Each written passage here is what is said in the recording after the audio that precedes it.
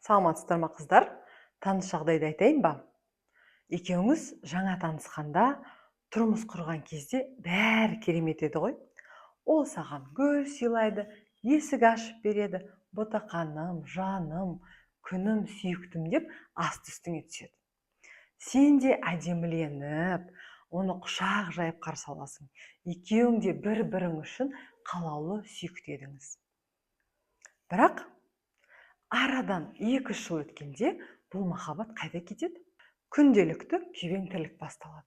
Үйдің шаруасы, балалар, жұмыс, қонақ. Кешке күйеуің жұмыстан келеді де, тамағын ішіп, бірден телефонына үңіледі.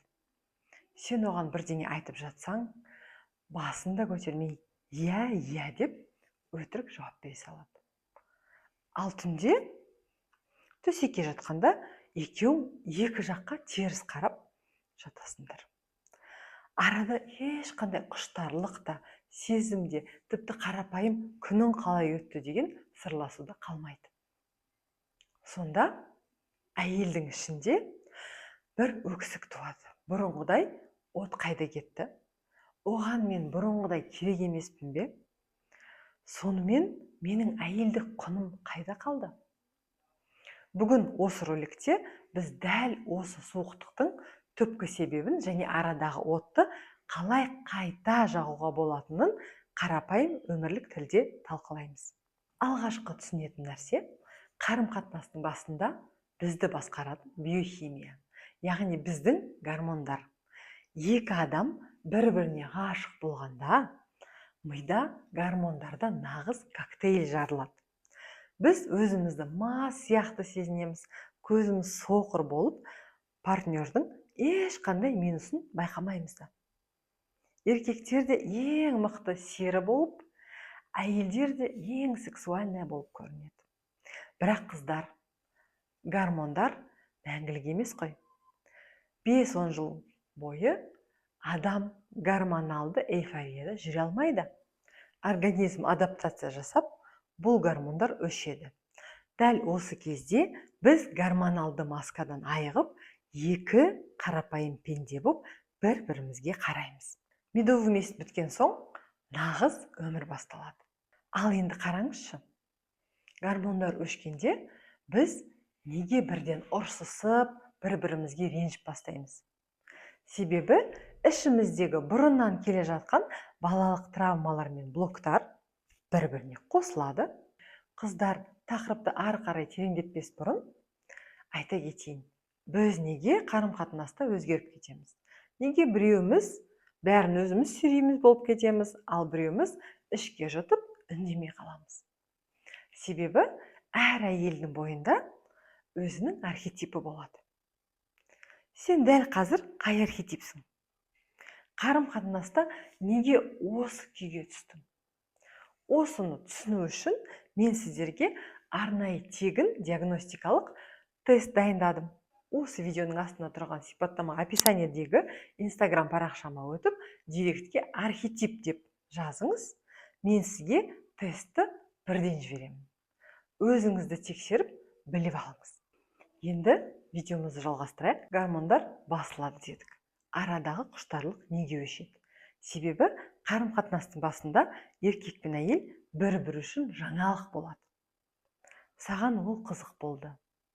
Оған сен бейтаныс, жұмбақ, қызықты әлем болдың.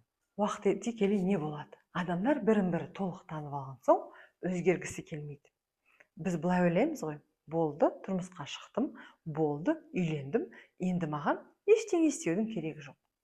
Әйел адам өзін дамытуды тоқтатады, өз армандарын уысынан шығарып алады да, тек халат, кухня, бала, немесе тек жұмыспен өмір сүресіз. Сүреңсіз тірліктің ішінде қалып қоясыз. Өзіне деген қызығушылығы жоғалады. Адам өзіне өзі қызық болмағанда, ол күйеу ішінде оқылған кітапқа айналады. Тіпті бұны былай түсіндірейін. Күнде таңертең, түсте, кешке бір ғана суға піскен гречканы жей берсең, мейлі ол пайдалы болсын, саған ұнай ма? Жоқ, 3 күннен соң жүрегің айниды. Сен ол гречкаға ет қосқың келеді, тұз, көкөніс, май, тағы басқа нәрсе қосқың келеді. Қарым-қатынас та дәл солай. Сен өзіңді жаңадан дамытпасаң, жаңа қырларыңды ашпасаң, күйеуіңе сол күнделікті бірдей тамақ сияқты болып қаласың. Ал бұған әйелдер қалай реакция жасайды? Ол маған назар аудармайды деп ренжиді. Міз бақпайды, ұрыс шығарады, немесе керісінше өксікті ішіне жұтып, үндемей қалады. Бірақ бұдан араларың жақындамайды ғой. Керісінше одан сайын алшақтай бересіңдер. Даму орнына бір-біріңді құнсыздандырып, обесценивать етесің. Тағы бір өмірлік мысал, егер жұптардың біреуі өсіп, дами бастаса, мысалы әйел жұмыста көтеріледі, немесе өзін дамытып, жаңа орта тауып, өзіне уақыт бөле бастайды. Осы кезде еркек не жасайды? Ол әйелінің бұл жаңа қырын көріп, қуанудың орнына іштей қорқыныштан оны құнсыздандыра бастайды. Саған не жетпейді? Еріккен әйелсің. Не керек саған деп ұрсады. Неге? Себебі ол өзі дамымай отыр. Ол әйелінен айырылып қаламын ба деп қорқады да, оны бұрынғы ыңғайлы күйіне қайта тыққысы келеді. Контрольді қоса бастайды. Керісінше, еркек өсіп, бизнесі жүріп жатса, үйде отырған әйел қуанудың орнына оған тиісе бастайды. Өйткені ол өзін артта қалғандай сезінеді. Яғни, екі адам дамудың орнына бір-біріне еңбегін еш қылып соғыса бастайды. Ал енді ең басты қорытындыға келейік. Қыздар, өзін дамытпайтын, өзіне өзі қызық емес, өзін бағаламайтын әйелді басқа біреудің мәңгілік сүйіп өтуі мүмкін емес. Мүмкін емес. Басқа адамды мені сүй, маған назар аудар деп мәжбүрлей алмайсың ғой. Өзгеріс күйеуіңді өзгертуден емес, өзіңді табудан, өзіңді танудан басталады. Сен өз бойыңда жаңалық қалыптастырғанда, өзіңнің ішкі құндылығыңды қайтарғанда, күйеуің саған қайтадан жаңадан ашылған кітап сияқты қызығып қарайды. Арадағы от та, құштарлық та қайта жағылады. Егер сізде дәл қазір күйеуім бар, бірақ жалғызбын, арамызда суықтық бар деп қиналсаңыз, ең алдымен өзіңіздің ішкі әйелдік архетипіңізді тексеріп, диагностика жасаудан бастаңыз. Төмендегі Instagram парақшама өтіп, директке архетип сөзін жазыңыз, мен сізге арнайы тестті тегін жіберемін.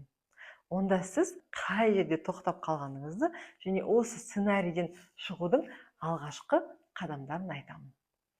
Өз бақытыңыз бен қарым-қатынасыңызды сақтап қалу өз қолыңызда. Келесі видеода кездескенше.